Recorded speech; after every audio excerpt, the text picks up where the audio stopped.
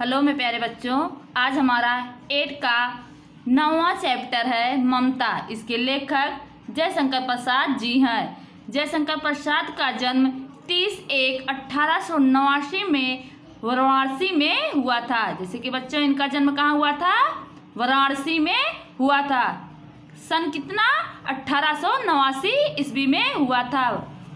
प्रसाद जी मूलतः कवि थे। उन्होंने नाटक, कहानियाँ, निबंध और उपन्यास भी लिखे। जैसे कि जयशंकर प्रसाद ने कौन कौन से नाटक लिखे हैं बच्चों? कहानियाँ, निबंध, उपन्यास आदि सब लिखे। उनकी रचनाओं में मुख्य रूप से भारत के ऐतिहासिक सांस्कृतिक की झलक मिलती है। जैसे कि उनके मुख्य रचनाओं में भारत ऐतिहासिक और सांस्कृतिक की क्या मिलती थी? वही झलक मिलती थी। उसके प्रमुख नाटक चंद्रगुप्त, सकंद्रगुप्त, ध्रुवसामनी, कामायनी उसका प्रसिद्ध महाकाव्य है। जैसे कि बच्चों, उनकी प्रमुख नाटक क्या क्या है? जैसे कि चंद्रगुप्त, स्कंदगुप्त, ध्रुवसामनी, कामायनी उनका महाकाव्य प्रसिद्ध ग्रंथ है।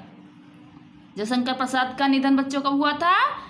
14/1/1937 ईस्वी को हुआ था। जबकि जयशंकर प्रसाद का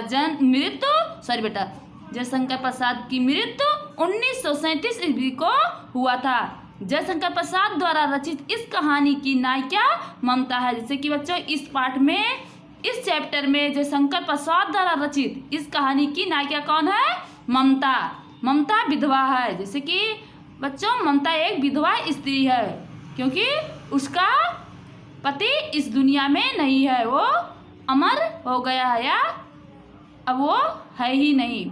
रोहतास दुर्ग के मंत्री चूड़ामणि अपनी इस एकमात्र स्नेह पालती पुत्री के दुख से अत्यंत दुखी है। जैसे कि बच्चों, रोहतास दुर्ग की मंत्री चूड़ामणि अपनी इस एक मात्र सेनापालिका पुत्र के दुख से अत्यंत दुखी है। वह उसका भविष्य सुरक्षित करने का प्रयास करते थे। जैसे कि बच्चों, उनकी एक स्नेहपालती पुत्री थी, उसकी भविष्य बनाने के लिए वो चूड़ामणि बहुत प्रयास करते थे। किंतु पिता द्वारा भिजवाए गए स्वर्ण उपहारों से ममता उसे लौटा देती। जैसे कि पिता के द्वारा वो स्वर्ण, जिसे पहले स्वर्ण से भिजवाए गए, जैसे पहले क्या था, स्वर्ण से अक्षरों में लिखा जाता था, ममता को देने आए। फिर क्या कि ममता ने उसे वापस लौटा दिया। डोलियों में छिपा कर बैठे पठान सैनिकों के अगले ही दिन दुर्ग का अधिकार कर लिया। चूड़ामणि वहीं मारे गए, किंतु ममता यहाँ से सुरक्षित काशी के उत्तर में स्थित बिहार में जा पहुंची। जैसे कि बच्चों, चूड़ामणि वहीं पे मारे गए और सुरक्षित काशी में ममता वहाँ पे दुर्ग अधिकार कर लिया और वहाँ से बिहार में जा पहुंची, वहाँ पे रहने लगी। जैसे कि वो जब वहाँ से निकली, वहाँ से चली तो जाके बिहार पहुंची, फिर वहीं पे रहने लगी। लंबा समय बीत गया। जैसे कि ममता को वहाँ बहुत लंबा समय बीत गया रहते हुए। अपनी झोपड़ी में बैठी ममता दीप के आलोक में पाठ कर रही थी। जैसे कि बच्चों, वो अपनी झोपड़ी में बैठ के भगवान से पूजा या प्रार्थना कर रही थी कि एक भीषण और हताश आकृति के आश्रम मांगा। जैसे कि वो एक भीषण हताश आकृति के आश्रम मांगा। अशोक पूर्वक ममता के अतिथि धर्म का पालन करते हुए उस पति के आश्रय दिए। वह पति कोई और नहीं, हिमाऊ था, जिससे सुबह होने पर अपने सैनिक मिर्जा को इस वृद्धा की टूटी झोपड़ी बनवाने का आदेश दिया। जैसे कि बच्चों, वह कोई नहीं, वह हिमाऊ था, जिसे सैनिक से मिर्जा को इस वृद्धा की टूटी हुई झोपड़ी को बनवाने का आदेश दिया। ममता अब 70 वर्ष की हो चली। अचानक उसे अश्वारोही की आवाज़ सुनाई दी। जैसे कि बच्चों, ममता कितने वर्ष की हो चुकी है? 70 वर्ष की। उसको अश्वारोही की आवाज़ सुनाई दी, जो उसकी झोपड़ी के बारे में पता पूछ रहा था। जैसे कि उसे कहीं सुनाई दिया कि कोई मेरी झोपड़ी के बारे में पूछ रहा है। ममता उस मुगल अश्वारोही को स्थान सौंपकर अत्यंत यात्रा पर चली गई। उस स्थान पर एक आकर्षण मंदिर बना, जिससे शिलालेख पर सातों देश के नरेश हिमाऊ और उसके पुत्र अकबर का नाम तो था, किंतु ममता का कहीं जिक्र न था। जैसे कि बच्चों, ममता उस मुगल स्वरोही के वो स्थान सबकर अत्यंत यात्रा पर चली गई। कौन? ममता। उस स्थान पर एक आकर्षण मंदिर बना, वहाँ पे एक आकर्षण मंदिर बना, जिसके शिलालेख पर सातों देश के नरेश हिमाऊ और उसके पुत्र अकबर का नाम तो था, किंतु ममता का नाम वहाँ पे कहीं जिक्र नहीं हुआ था। जो इसी के अनुसार हम आगे की ओर आप सबको ले चलते हैं।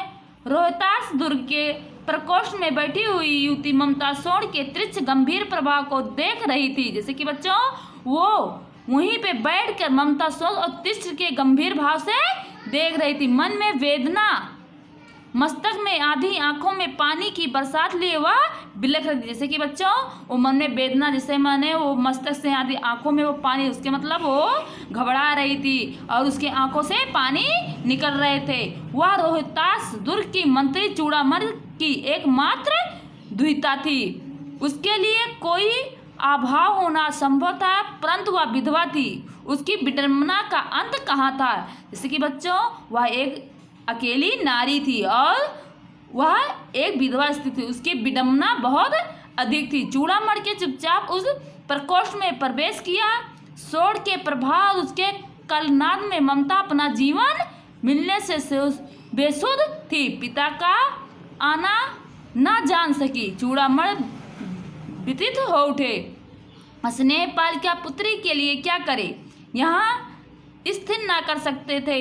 लौटकर बाहर चले गए तो यह पर्याय होता, परंतु आज मंत्री के मन में बड़ी दुश्चिंता थी और सीधे ना पड़ते। एक पहर बीत जाने पर वो ममता के पास है। जिसकी बच्चों, वो चूड़ामल जब एक पहर बीत गया तो उसके बाद ममता के पास आए। उनके पीछे 10 सेवक चांदी के बड़े थालों में कुछ लिए खड़े थे। जैसे कि उनके सामने पीछे 10 थालों के चांदी जेवर लेके खड़े थे। कितने ही मनुष्यों के पद शब्द सुन ममता ने घूमकर देखा। मंत्री ने जब थालों को रखने का संकेत दिया, अनुचर थाल रखकर चले गए। जैसे कि वो जब चूड़ामणि ने आदेश दिया कि यहाँ पे थाल रख दिया जाए, तो ममता घूम कर देखा कि थालों में चांदी सोने के जेवरात हैं। ममता ने पूछा, ये क्या है पिताजी? जैसे कि ममता के पिताजी ने कहा, तो फिर ममता ने पूछा कि पिताजी ये क्या है? तेरे लिए बेटी उपहार। जैसे कि पिताजी बोले, बेटी तेरे लिए उपहार लेकर आया हूँ। कहकर चूड़ामणि ने आवरण उलट दिया। स्वर्ण का पीलापन उस सुनहरी संध्या से विकीर्ण होने तथा माया चौंक उठी। इतना स्वर्ण यहाँ कहाँ से आया? जैसे कि ममता चौंक उठी कि पिताजी इतना स्वर्ण कहाँ से आया? चुप रहो ममता, ये तुम्हारे लिए है। जैसे चुप रहो ममता, ये तुम्हारे लिए है। जैसे कि पिताजी कहने लगे, बेटा तुम चुप रहो, ये तुम्हारे लिए लेकर आया हूँ। तो क्या अपने शत्रु का उत्कोच स्वीकार कर लिया है पिताजी? ये अनर्थ है, अर्थ नहीं।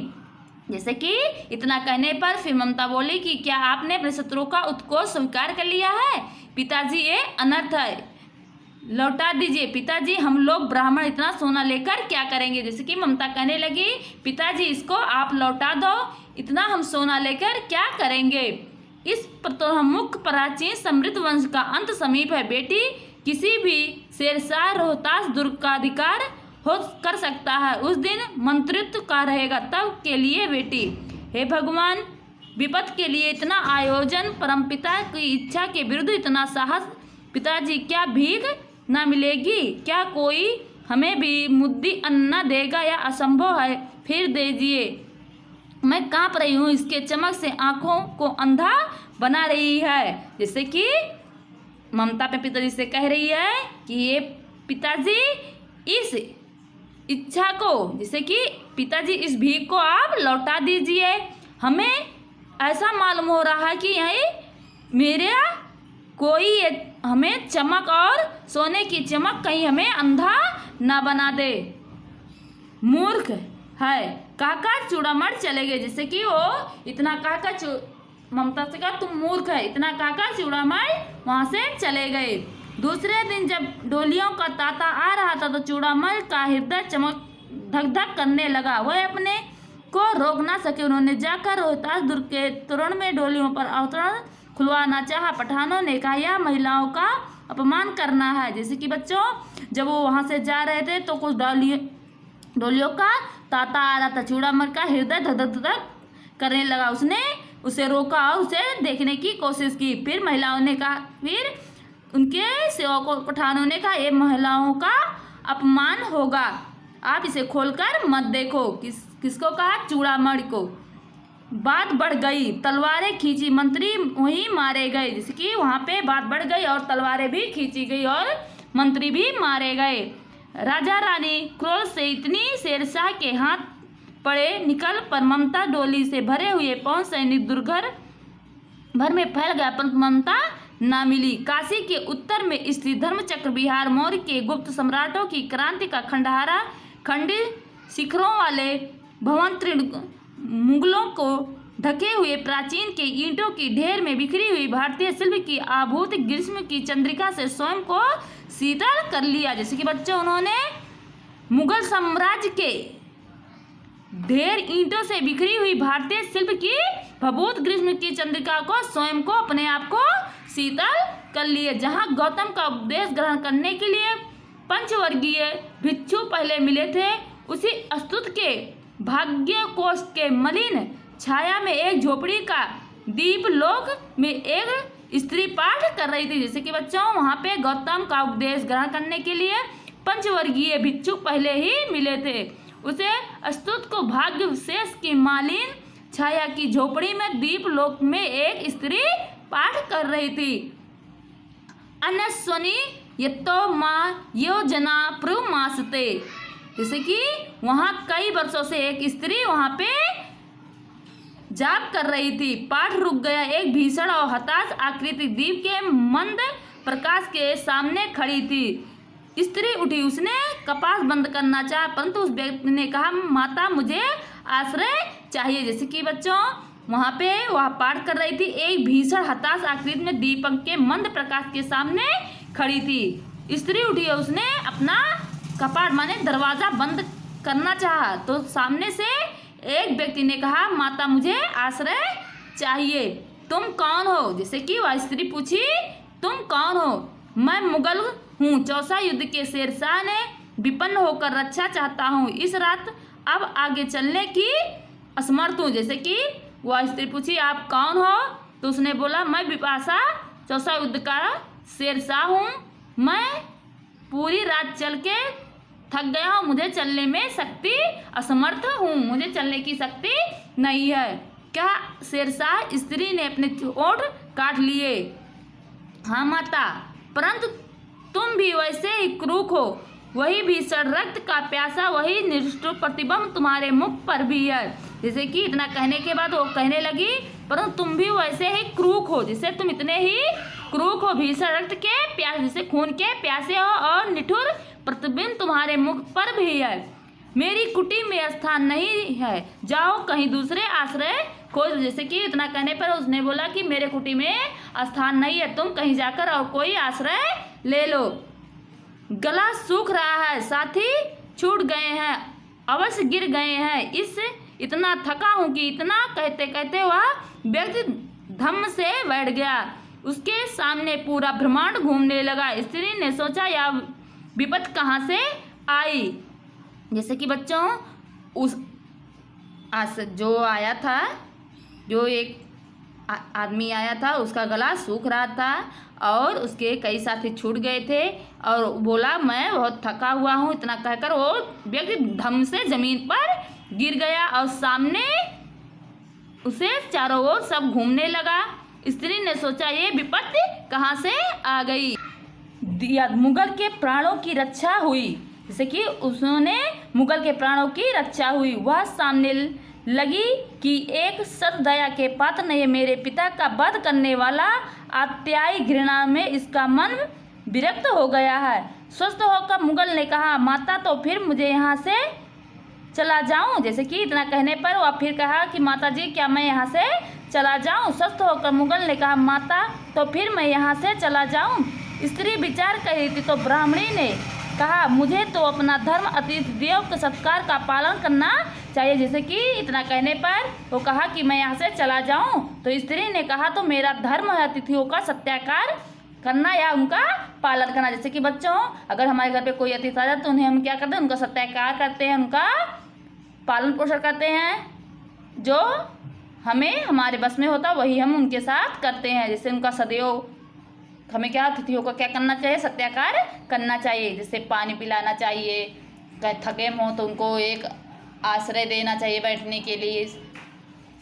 और परंतु यहाँ नहीं कि वो दया के पात्र हैं। जैसे कि ये भी सोच रही थी कि ये तो भी दया के भी पात्र नहीं है, परंतु ये दया तो नहीं कर्तव्य करना है। जैसे कि इतना कहने पर कह रही कि इनका अतिथियों का क्या करना चाहिए, स्वागत करना चाहिए। फिर सोचती है ये तो दया के पात्र नहीं है, परंतु वो सोचती है ये तो दया नहीं मेरा कर्तव्य है। मुगल अपनी तलवार को टेक कर उठ खड़ा हुआ। ममता ने कहा क्या आश्चर्य है कि तुम भी छल ना करो, ठहरो। जिससे कि वो अपनी तलवार निकाली तो ममता ने कहा कि तुम आश्चर्य हो, तुम छल ना करो, ठहरो।